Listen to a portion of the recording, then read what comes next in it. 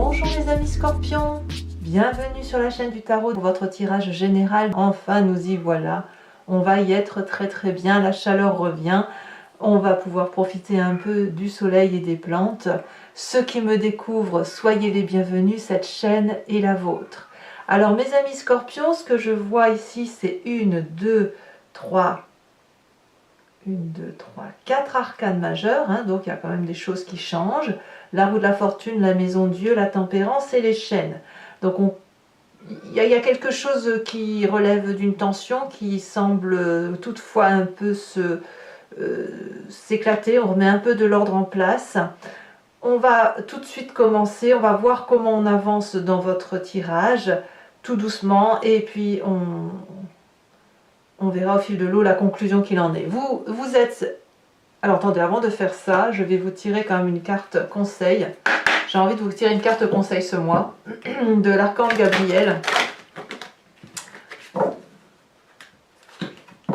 qui va vous donner sa protection et les conseils à suivre.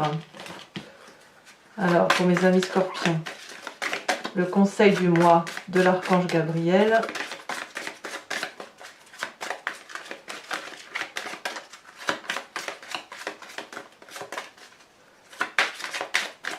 Ah, qu'est-ce qu'il faut faire? Un message clair pour mes amis scorpions.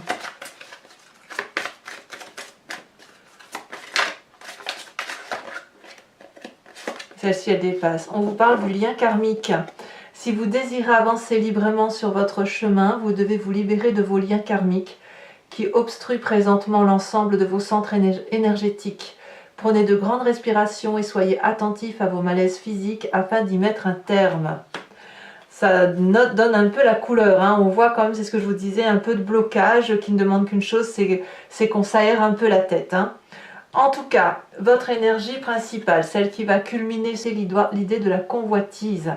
Il y a des scorpions qui ressentent le besoin de plaire, de séduire, d'aimer, d'être admirés probablement. Il y a un côté un peu épicurien, mais épicurien physique, vous voyez, le côté charnel. Alors on pourra nous parler peut-être de convoitise et d'envie, ça peut être autant dans le travail, si vous convoitez un nouveau poste de travail, que dans le sentimental, si par exemple vous avez envie de plaire ou si vous êtes attiré par une personne en particulier. Donc ça va être quelque chose de très dominant pour vous. Mais vous entrez sur ce début de mois avec cette énergie et ce désir de se laisser un peu aller au gré des événements. La roue de la fortune nous dit qu'on est probablement face à une situation qu'on ne peut contrôler. Et là, on a envie de lâcher prise et de se dire, bon bah soit, qu'est-ce que je peux faire de plus que de laisser faire les choses?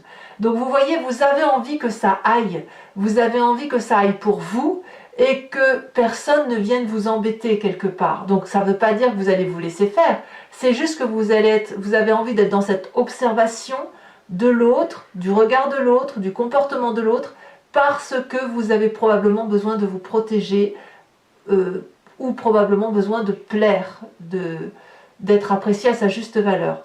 Donc en laissant faire les choses, vous laissez un peu les autres mettre de leur histoire dans votre vie. Peut-être que c'est ça qui vous aiderait d'ailleurs à libérer toutes les tensions que vous pouvez avoir à subir en ce moment, qu'elles soient petites comme elles soient grosses. Et je dirais même que cette idée de convoitise permet de cacher quelque chose qui est enfoui profondément au fond de soi. Voilà, c'est une apparence, hein, l'apparence de se montrer bien sous toute couture, parce que de toute façon, il y a des choses dans notre vie qui font que c'est pas parfait. Alors, voyons tout de suite l'environnement. Dans votre environnement favorable, on voit qu'il y a une promotion professionnelle, une promotion de travail ou la réalisation d'un projet. La 6 de bâton nous dit que vous retrouvez le succès, l'aura auprès de vos pairs. Vous trouvez la place qui est la vôtre. Vous êtes satisfait d'un point de vue professionnel ou envers les projets que vous réalisez. Ça peut même être dans la famille. Tout dépend de la façon dont vous voyez les choses. Donc là, on a de l'assurance, on est dans une action dynamique, il y a du feu, il y a de la joie, il y a du plaisir, il y a de la satisfaction de ce qui se passe autour de nous, peut-être même une certaine fierté dans le regard de l'autre. Voyez, vous pouvez aller jusqu'à là. Ce qui pourrait être défavorable pour vous, c'est tout ce qui est pinaillement, le pinaillage, la coquetterie. Oui, la coquetterie, on va le dire comme ça, c'est le mot qui me vient, mais je pense que ça va bien avec l'idée de convoitise. Il est inutile de se laisser flatter, de se laisser embobiner par des petits détails qui rendent les choses très belles ou plus belles qu'elles ne sont. Je m'exprime, vous pouvez faire un gâteau dégoûtant et y mettre toute la fioriture qu'il faut pour le rendre beau. Si les ingrédients ne sont pas bons, si ce n'est pas bon, ça restera toujours mauvais. Quand bien même vous y aurez mis de la dentelle, quand bien même vous auriez mis des fraises, du chocolat, j'en sais rien. Si c'est pas bon, c'est pas bon. Donc on ne se laisse pas séduire par les apparences, on ne va pas jusque dans le détail du détail du détail pour pinailler 2 francs 3 sous ou pour dire toi tu as une plus belle robe que moi. Je dis des bêtises bien évidemment, hein, vous voyez, c'est ça. On n'a pas besoin d'être dans le perfectionnement, on n'a pas besoin de montrer que l'on est plus beau que l'autre ou que l'on est meilleur que l'autre. On n'a pas besoin de ça parce que la valeur qui est la vôtre, elle est connue, elle est appréciée et il n'y a pas besoin de choses superfétatoires qui consisteraient à dire eh ben, il faut que j'en fasse et que j'en fasse et que j'en fasse encore plus pour être à la hauteur de l'autre. Non, parce que cette pression-là, elle vous vient de ce lien karmique. Donc, dans l'environnement, il y a une satisfaction professionnelle ou dans les projets, inutile d'en rajouter plus, vous êtes déjà à la hauteur. Alors, c'est d'autant plus important que votre présent ici est fait d'une situation intellectuelle d'épuisement complet. La 10 d'épée nous dit qu'on a passé un cap intellectuel de renoncement. Alors certes, certains d'entre vous pourraient être déprimés, plus que de raison. D'autres pourraient se dire, ça ne sert à rien de lutter, je ne peux pas gagner à tous les coups, je suis obligé d'abdiquer. Pourquoi ? Pourquoi intellectuellement il y a ce renoncement? Est-ce que c'est parce que justement il y a de la convoitise ou de l'envie d'autre chose, de l'envie d'avoir ce que l'autre n'a pas, ou est-ce qu'il y a cette convoitise de toujours vouloir prouver qu'on est le meilleur, ou le besoin de prouver qu'on est meilleur, comme si c'était au-delà de nous? Or, si vous vivez la vie de quelqu'un d'autre, vous ne pouvez pas être dans votre présent et vivre ce que vous avez à vivre aujourd'hui. J'ai l'impression que vous êtes sur un mois où vous avez envie de lâcher prise et en même temps, il y a quelque chose de plus fort que vous qui vous incite à toujours donner plus que ce que vous pouvez donner. Comme si ce que vous faites, ça n'est jamais suffisant. Voyez ? Donc on convoite, donc on désire, donc on a envie, donc voilà. Et on en rajoute, et on s'en rajoute jusqu'à l'épuisement intellectuel, jusqu'à ne plus savoir qui l'on est. Qu'est-ce qu'on a dans l'inconscient? Eh bien, l'inconscient se manifeste. L'inconscient parle de la maison de Dieu. La maison de Dieu, c'est le chaos. La maison de Dieu, c'est l'intérieur, ce qui est au fond de vous, que vous ne pouvez pas contrôler parce que vous êtes ainsi fait, qui vous dit stop. Stop, tu en as trop fait, stop, tu te perds. Tu es en train de construire quelque chose sur un socle qui n'est pas solide, dont les fondations s'effritent, donc je te dis stop. Et là, c'est le corps qui parle, c'est votre corps couplé à votre tête qui vous disent, qui se manifeste. Donc ça peut se manifester comment? Un malaise, un simple malaise sans raison, un malaise vagal. Donc qu'est-ce qu'il y a encore d'autre? Une crise d'angoisse, par exemple, voilà, une crise de larmes. Et vous ne savez pas pourquoi.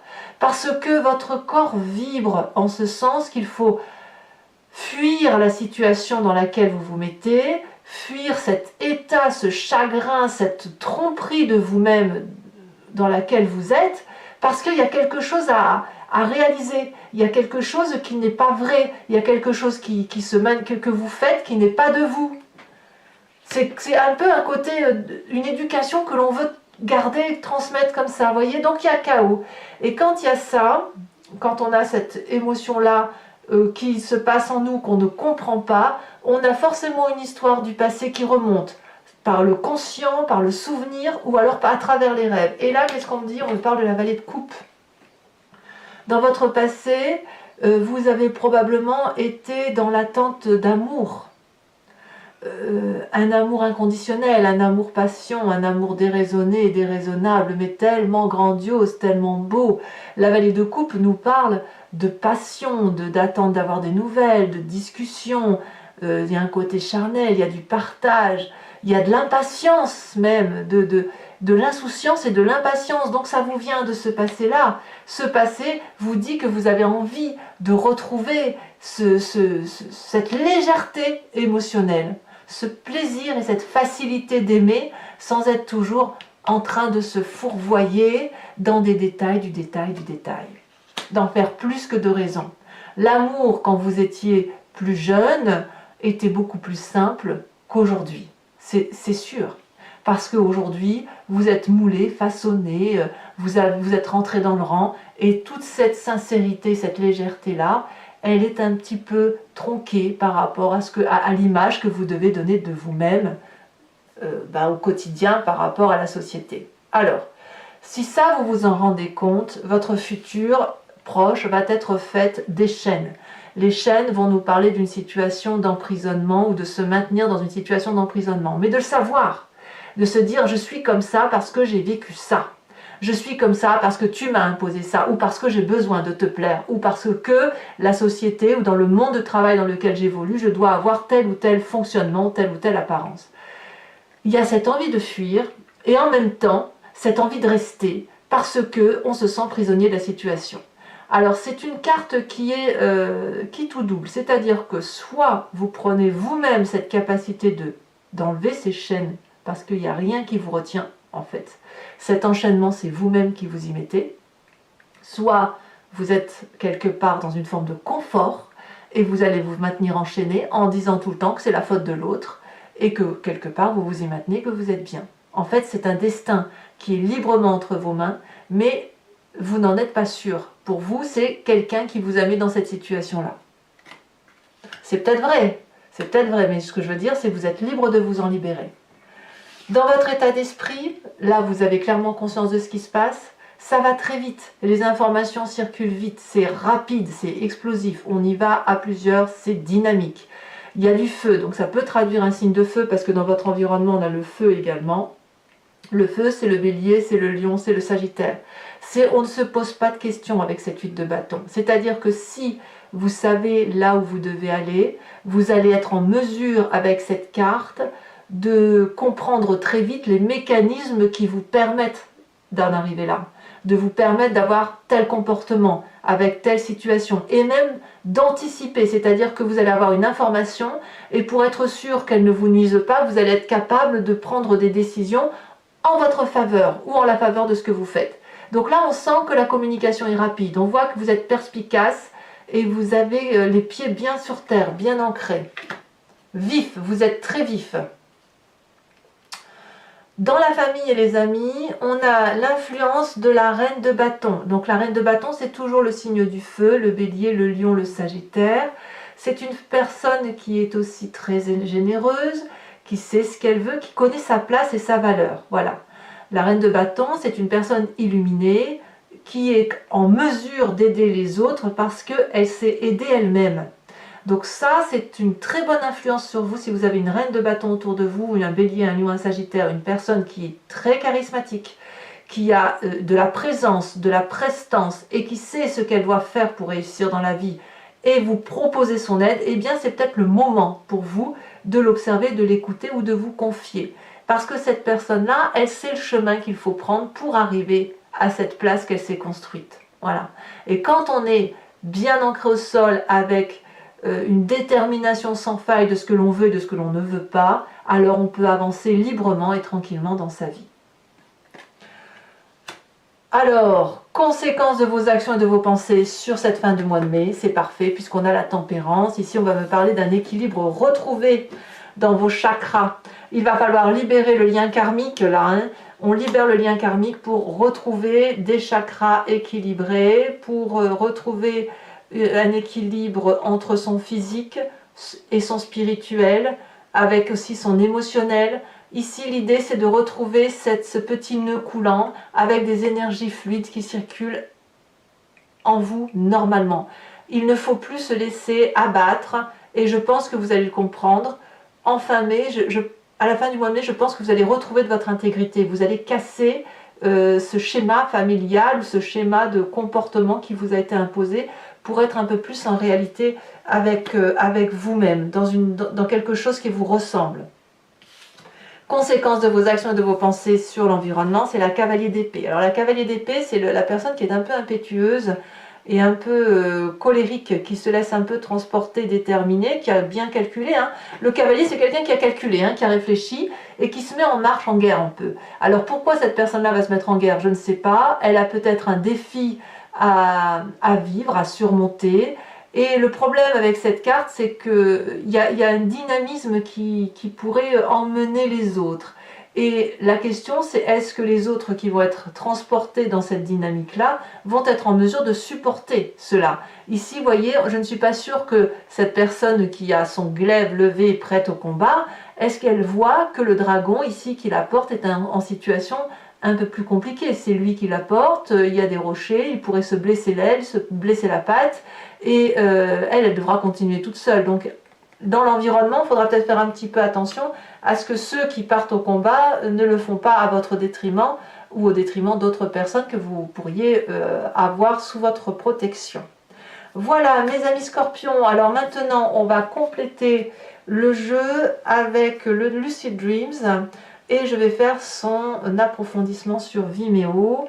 Si ça vous intéresse, si ce tirage vous parle, vous n'hésitez pas, vous cliquez sur le lien en description, vous retomberez sur la playlist de votre signe sur le site Vimeo et il vous suffira de choisir entre location pour l'accès à toute cette vidéo approfondie ou à l'abonnement pour avoir accès à vos vidéos sentimentales et générales.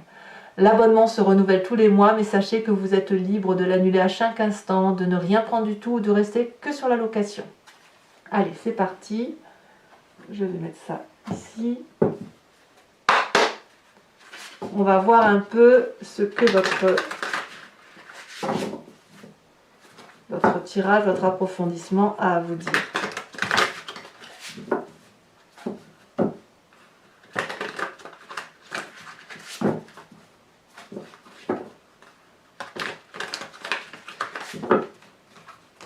Alors, qu'est-ce qu'on a sur cette roue de fortune?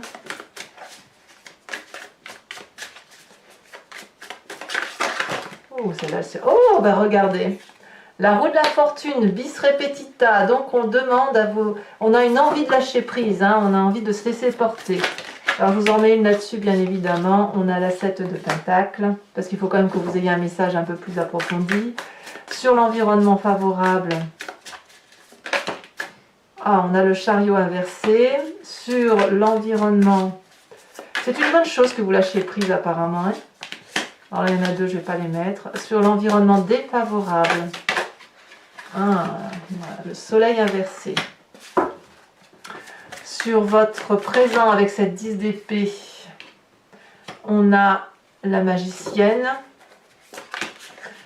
Sur l'inconscient avec la maison de Dieu, on a le roi de Pentacle. Ici, sur le passé, on a le hiérophante. C'est très joli, hein. C'est très très joli. Futur proche avec ses chaînes.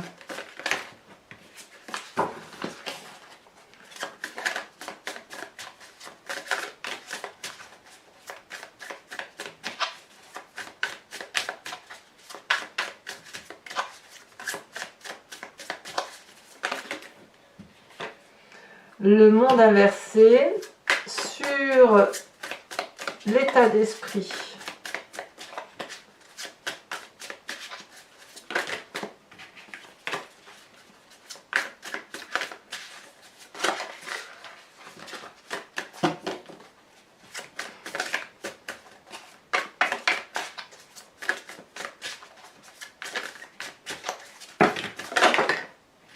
Alors, je ne prends pas celle-là, je prends celle-là. On a l'as de coupe sur l'influence de la famille et des amis. Alors, un message clair pour les scorpions.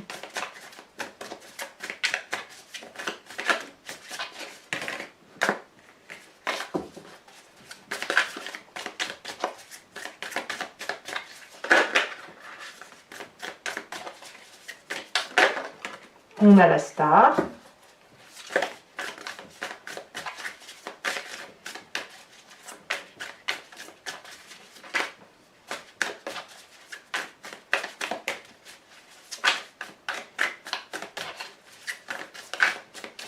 Eh bien, ça ne veut pas sortir. Allez.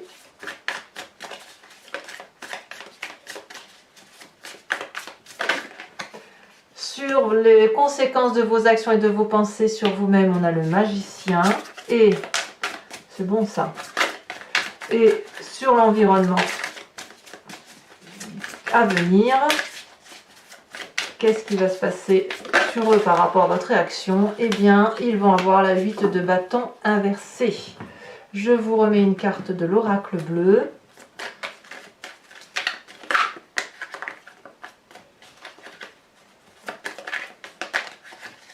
Et nous avons la transformation, oui, évidemment. Alors, ce que vous ne verrez pas ici sur YouTube, je vous tirerai également en direct les 5 cartes du grand jeu de Mademoiselle Lenormand, parce que je me rends compte que vous demander de vous inspirer d'une question maintenant n'a pas forcément de sens, parce qu'au moment où vous allez lire la vidéo sur Vimeo, les énergies vont déjà se transformer. Donc, je préfère maintenant tirer tout de suite les cartes sur Vimeo, et répondre à l'influence du jeu direct en direct, parce que sur la question que vous allez vous poser, parfois le grand jeu de Mademoiselle Lenormand va vous répondre autre chose à laquelle vous n'aviez pas pensé. Et je vous tirerai également une carte conseil de l'oracle des druides pour vous inspirer d'un animal totem. Voilà mes amis scorpions, pour ceux qui me rejoignent sur Vimeo, je vous dis à tout de suite bien sûr. Pour les autres, et si ce n'est pas déjà fait, abonnez-vous parce que c'est important pour soutenir la chaîne. N'hésitez pas à commenter, à liker, à partager. Et je vous dis à très bientôt. Libérez-vous de toutes les tensions. Et je vous dis à très bientôt. Bisous, bisous.